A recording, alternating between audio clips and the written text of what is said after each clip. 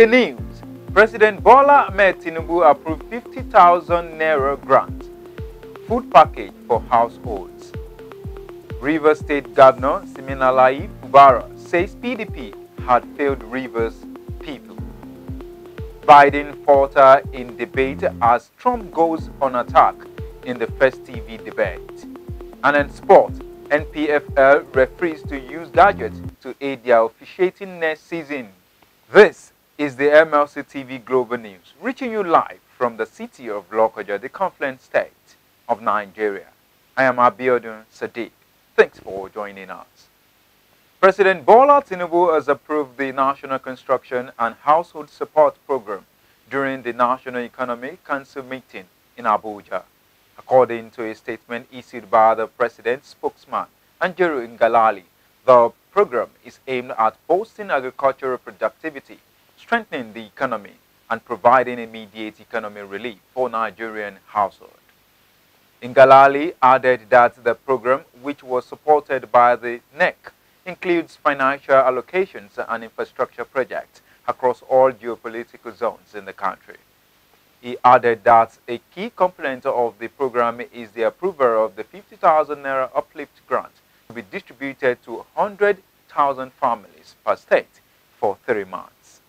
Ngalali revealed that another 150 billion Naira was earmarked for the purchase and distribution of assorted foodstuffs across the nation to address concerns about food security and affordability. It disclosed that the program will also cater for infrastructural projects, including the Sokoto-Badagry Highway, which will traverse 7 states and is considered key for agricultural sustainability. He added that the states along this axis form the food belt of the nation. The disbursement of the Tinubu uplift grant to families will occur over 3 months period, according to presidential spokesman Anjeru Ngalali. The federal government, through the National Economic Council (NEC), has approved the appointment of 6 state governors to serve as members of the board of the Niger Delta Power Holding Company. The governors, who hailed from Borno, Katsina, Imo, Ekiti, Kwara, and Akwa Ibom states, represent the 6 geopolitical zones. Furthermore, updates on the country's financial status were provided by Wale Edun, the Minister of Finance and Coordinating Minister of the Economy. During the NEC meeting, Tinubu urged state governors to collaborate in meeting the needs of citizens and boosting food production in the country. The Senate President Godswill Akpabio disclosed plans by National Assembly to establish an ultra-modern medical center for senators, members of the House of Representatives, and staffers of the Federal Parliament. Akpabio made this disclosure in his address to welcome his colleagues back from the Eid al-Kabir holidays. He said the planned hospital will be constructed in such a way that it will be accessible to all the lawmakers and staffers of the National Assembly for their health challenges. He listed the passage of the 21 bill as part of the achievement of the 10th Senate in its first legislative year. He stated that this difficult time, the National Assembly could not turn a blind eye to the burning problems that afflict the nation. Kogi State Government has given the Forum of the All Progressive Congress State Secretaries to the government its assurance that it would continue to support human development initiatives that raise the standard of living for the people of the state.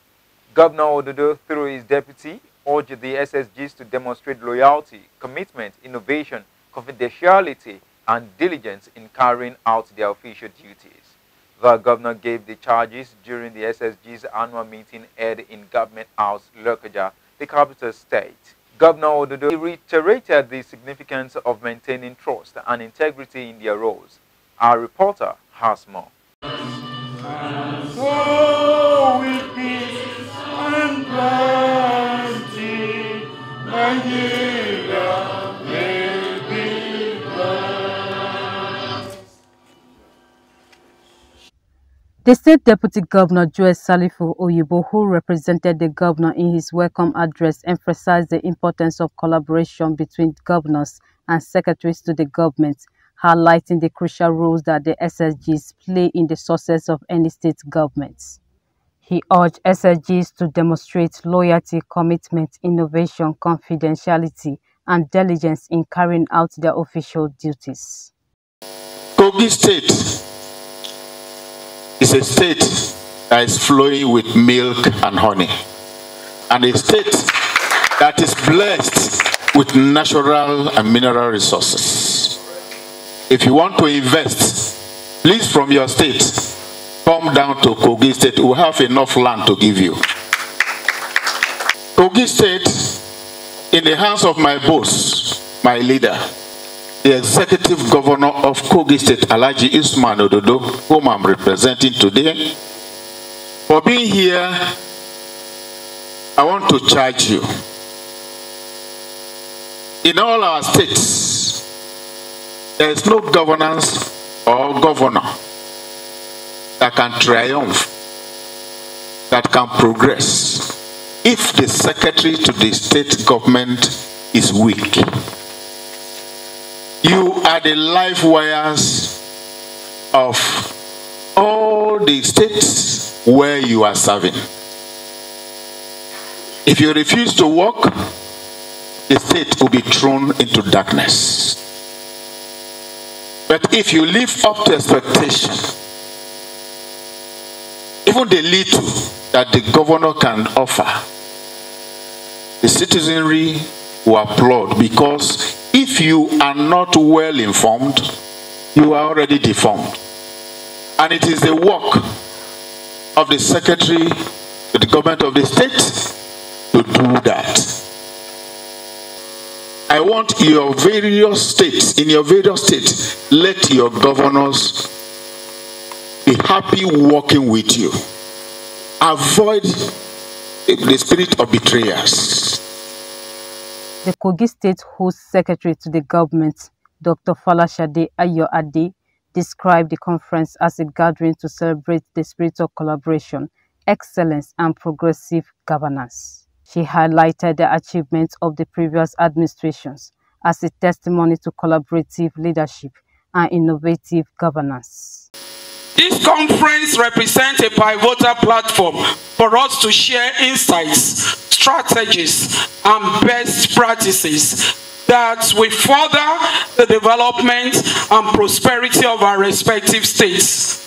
I'm particularly thrilled to host this conference for the second time, a testament to the continued confidence and trust that you, my esteemed colleagues, have placed in our state's ability to provide a conducive environment for such significant gatherings. This occasion is also a personal milestone, marking my third consecutive tenure as a secretary to the government of Kogi State. For my dear Kogi State, and my second consecutive term under a new administration. This continuity underscores the stability and progressive trajectory that our state has been able to maintain over the years. Ayoade emphasized that the successes of good governance recorded so far were the result of credible local and international agencies garnered. She commended the immediate past governor of the state, Bello, for laying a solid foundation upon which the incumbent governor Ahmed Usman Ododo is building on. Previous administrations' achievements stand as a testament to the power of collaborative leadership and innovative governance. We have made significant strides in various sectors, including security, healthcare, education, and infrastructure. The reduction in crime rates, the enhancement of healthcare services, the transformation of our educational system, and the development of critical infrastructure are not just statistics, but are reflections of lives improved and futures secured. Dr. Falashade Ayoade expressed confidence that Governor Ahmed Usman Ododo will surpass the benchmarks set by his predecessors by upholding the principles of integrity, inclusiveness, and innovation. The Acting Director General of the Forum, Falters, Aluko explained that the Progressive Governors Forum was established in 2013 to mobilize APC state governments in promoting human development, poverty eradication, job creation, and overall improvement of citizens' lives. My team and I envisioned a new direction for the PGF Secretariat. And our new vision is to be a world-class 21st century center for professional innovation and practice, a platform for the convergence of policy perspectives that consistently support the progressive governors towards achieving Forum's vision, and through that contribute to all APC governments at all levels and the democratic development in Nigeria. Your Excellency, ladies and gentlemen, as part of achieving this new vision, we have gathered here today for this two-day meeting to review and finalize policy briefs in the following areas: independent power generation for the states, the APC State Student Loan Act, the institutionalization of state police, which we also know is by choice to be made by any of the excellencies. It is imperative, therefore, that our employers will rally our collective wisdom and experience to review these policy briefs and make them effective enough for implementation across our respective states. Let us utilize our collective experience to develop practical strategies that are aligned with the ambitions of our progressive governors and in turn serve the best interest of the citizens of Nigeria. He said part of the forum's aim is to identify and leverage each state's unique advantages within the APC control states. As he reviewed the federal government policy, he commended the independent power generation and student loans. I am Faith Abdulgafar reporting for MLC TV. The secretaries to the state government in the APC-controlled state have reiterated their unalloyed support and commitment to their various state governments to ensure a sustainable and workable template for the growth and development of the country. Secretary to Kogi State Government, Dr. Folashade Ayoade Arike, made this known as part of their communique after a two-day quarterly meeting at the Government House, Lokoja. According to her, the meeting resolved to work on state policing as a leadway to address the perennial insecurity in the state. Faith Abdulgafar tells us more. The 2 days of interactive and intensive discussion on building safer states across Nigeria was a communique issued to commend President Bola Ahmed Tinubu for his leadership style in enabling the renewed hope agenda to have a positive impact on the citizens of the country. The quarterly meeting of secretaries to the government of APC-controlled states commended the efforts of President Bola Ahmed Tinubu and the progressive governors are providing good governance and leadership at this crucial moment in Nigeria's history, and restated the fact that the renewed hope agenda is on course. The meeting recognizes and commends the tireless efforts of progressive governors in driving economic development initiatives across the nation. The meeting agreed to work on the framework for state police as a way of enhancing security across the states, and pledged their support to develop the state bill on student loans as a way of contributing to youth development and education in the APC-controlled states. Falashade commended Governor Ahmed Usman Ododo for creating an enabling environment for good governance to strive in the states. The meeting thanked the Kogi state government under the leadership of His Excellency Alhaji Ahmed Usman Ododo for hosting this meeting and for his hospitality throughout our stay in Lokoja. In his speech, the Katsina State, the State Secretary to the government, Abdullahi Garba, described Governor Ahmed Usman Ododo's hospitality as a second to none, adding that Kogi State is indeed favored and blessed with enormous natural resources. And if I am to give a mark as a teacher, I think I will give them the highest available obtainable mark, that is A, or 5 points.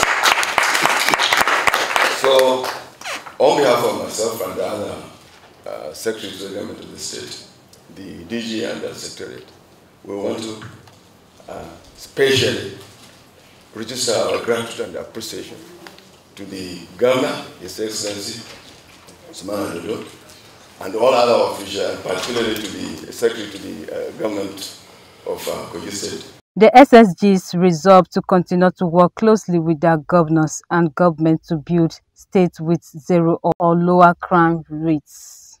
The 2 days quarterly conference was wrapped up with a dinner that attracted government officials among all the APC state government secretaries. I am Faith Abdulgafar reporting for MLC TV. The internally generated revenue in Kogi State has moved from the former 6.5 billion figure to 23.5 billion per annum. The executive chairman of Kogi Inland Revenue Service, Saliu Sule, stated this during the 2024 Stakeholders Initiative session organized by the revenue body in Lokoja, the state capital. According to him, the revenue generation of the state as at 2015 was pegged at 6.5 billion, but due to the commitment and reforms introduced into tax collections, the revenue tremendously improved to 23.5 billion per annum. The executive chairman noted that the state government in the last 8 years had deployed taxpayers' money in providing infrastructure, quality education, health, agriculture, among others, thus appealing to taxpayers in the state to endeavor to pay their taxes as at when due, to enable the government to achieve more for the people. The Kano state government is working toward the creation of a special court for the speedy dispensation of justice on gender-based violence and child rights abuse in the state. This was hinted at by the Chief Justice DJ Aboki at the second quarter National Executive Council pre-convention meeting of the International Federation of Women Lawyers, Nigeria, in Kano. The conference has its theme, ensuring access to justice for indigent women and children in Nigeria. Justice Aboki stressed that a special court was needed to address the emerging challenges of gender violence, rape, and child abuse. She reminded the FIDA that their efforts were required in the face of the challenges to give hope to the vulnerable ones. Aboki said that the state was collaborating with the United Nations Children to ensure girls had access to quality education as well as tackle gender-based violence and child abuse. And on politics, Rivers State Governor Siminalayi Fubara had took a swipe at the People's Democratic Party, saying that the party had failed the people of the state. He stated that the party leadership had not played the role expected of it since the political crisis began. Fubara stated this while hosting a delegation of the Senate Committee on Privatization and Commercialization led by Chairman Oji Uzo Kano to Government House in Port Harcourt. Fubara said that the state was currently relying on what it could do based on truth instead of party politics, adding that the state would no longer be held back by party affiliation, but would instead stand firm on its own soil to defend democracy. Fubara said the state is no longer doing party, rather they are doing a movement. Meanwhile, Kano said he would meet with President Bola Tinubu to help resolve the political crisis in Rivers State. The senator, a former governor of Abia State, also promised to meet with Wike over the matter. Kano also pleaded with the governor to abide by the rules of the land and what the constitution says. We go on a short break now. We'll be right back.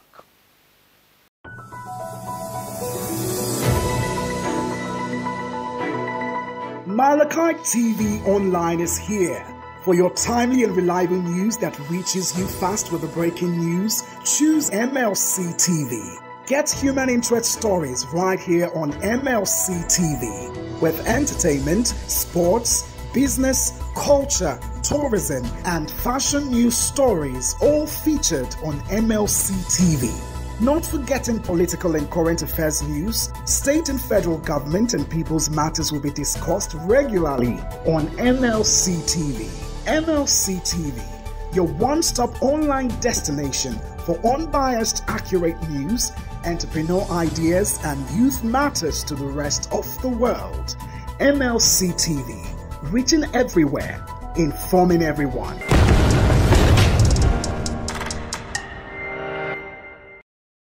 Welcome back. And on crime, the immediate past governor of Kogi State, Bello, has urged the Chief Judge of the Federal High Court to transfer his 80.2 billion naira fraud trial from Abuja to Kogi State. His lawyer, Adeola Adedipe's son, told Justice Emeka Wete in Abuja that the Kogi division of the court and not Abuja had territorial jurisdiction to hear the matter. Adedipe said the Economic and Financial Crimes Commission had been notified and the CJ had sought the opinion of the anti-graft agency by a letter dated June 14. According to the letter, the EFCC was supposed to respond within 6 days of getting the CJ's letter. Adedipe said Bello took the decision to seek the transfer of the matter after he was briefed about what transpired at the last proceedings on June 13. However, the submission by Bello angered the lead prosecuting counsel for the EFCC, Kemi Pinheiro San, who wondered why Bello was not in court for the uptenth time. Pinheiro recalled that the defense counsel had at the last hearing date undertaken to produce Bello in court for his arraignment. Pinheiro argued that since the defendant had not been produced despite the undertaking of two sons, the EFCC will be moving an application of contempt against them. After listening to both counsel, Justice Nwente adjourned till July 17 to rule on Pinheiro's application to punish Bello's lawyer for contempt. The court will also rule on whether the case will be transferred from Abuja to Kogi State.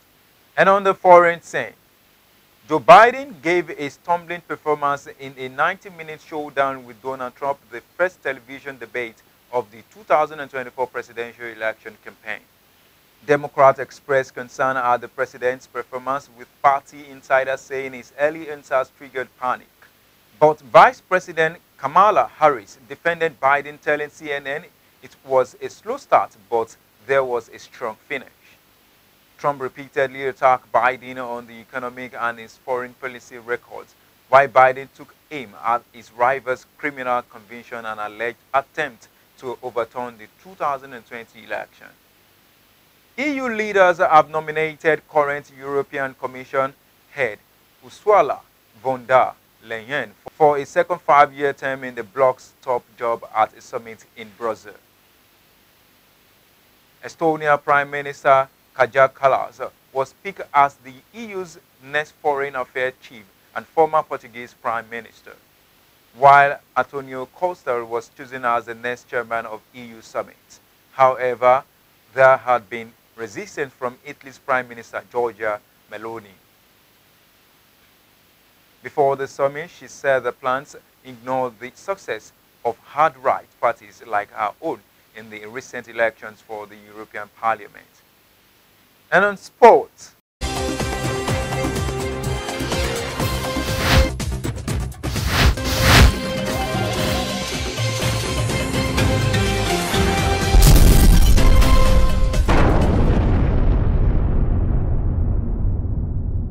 England's defense of the T20 World Cup is over after they slumped to a 62-run thrashing by a superb India in the semi-finals in Guyana. Set 172 on the difficult pitch to make Saturday's final, England's batters folded and were dismissed for 103 in 16.4 overs. India, who have not won a World Cup for 13 years, will play first-time finalist South Africa, a meeting of the tournament, two unbeaten sides in Barbados. Britain's Emma Raducanu, Kate Bolter, and Harriet Dart were all beaten in the quarterfinals at Eastbourne. Raducanu was defeated by Russian 6th seed Dia Kasakenya in blustery conditions. Both are attempting to win a second grass court title this month after Nottingham lost to Italian third seed Jasmine. That went down in 67 minutes to Canadian Leila Fernandez. It was the first time since 1978 there had been 3 British women in the quarterfinals at Eastbourne.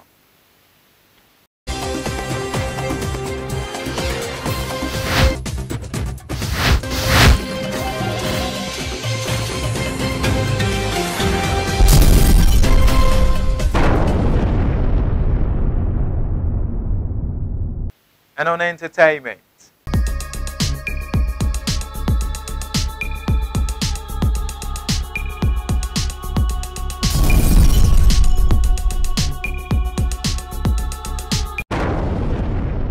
Nigerian singer and music producer Michael Ajere, popularly known as Don Jazzy, has disclosed the reason why he is still single. While responding to a user on X.com who had asked him why he is not married, Don Jazzy stated that he is working on himself.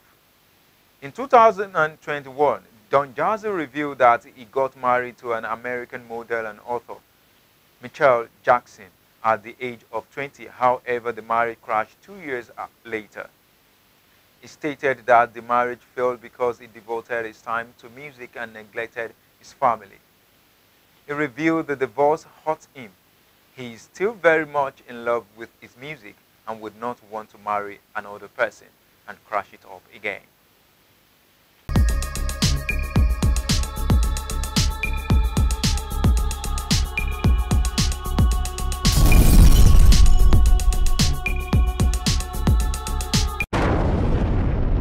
And on the sad note, the government and people of Kogi State expressed deep condolence on the demise of an elder statesman and a former senator of the Federal Republic of Nigeria, Alex Usman Kadri, at the age of 82. The late Kadri, who represented Kogi East Senatorial District in the Senate between 1999 and 2007, was a distinguished patriot who was passionate about the development of the state and the nation. In a press statement made available to journalists by the State Commissioner for Information and Communication, Kingsley Fanwo, stated that before Kadri's excellent representation in the Red Chambers, he had served as a Director General at the Federal Ministry of Water Resources. In his public and private life, the late political and community leader was a constant voice for equality, justice, and development, exuding the proper Kogi spirit of excellence. Fanwo further stated that Kadri was a shining light from Kogi State. The Governor, Ahmed Usman Ododo, also expressed his determination to immortalize the spirit of the late Dr. Kadri by ensuring good governance, unity, and development in Kogi State. Ododo said even at 82 it was his wish to still have late elder statesmen around in order for the Kogi State government to continue to benefit from its wealth of experience and enthusiastic readiness to give a hand of support for development. The governor urged young Kogites to imbibe the exemplary lifestyle and impeccable track record of the late Alex Usman Kadri. He concluded, "May the Almighty God accept his soul." And that is the size of a news package. Do support us by subscribing to our YouTube channel, Malachi TV. Like and follow our Facebook pages, MLC TV, MLC TV2, MLC TV Yoruba, and Ibirababe MLC TV. Instagram, MLC TV 2021, X handle Malachi TV, and TikTok, Malachite_TV. For your event coverage, appearance on any of our programs, contributions, comments, advert placement, or sponsorship, please call or send SMS to any of our numbers displayed on your screen. Join Malachi TV online on weekends to watch our various programs. Every Saturday, Health Med Info by 5 p.m., 7 p.m. Political Arena, Sunday 6 p.m. Women's World, 7 p.m. Kakache Bera, Monday 9 a.m. The Opinion, and 9 p.m. Senior Citizen Alcohol. It's Malachi TV, reaching everywhere, informing everyone. Please be your brothers' keepers to build a better and happier society together. I am Abiodun Sadiq. Thanks for watching.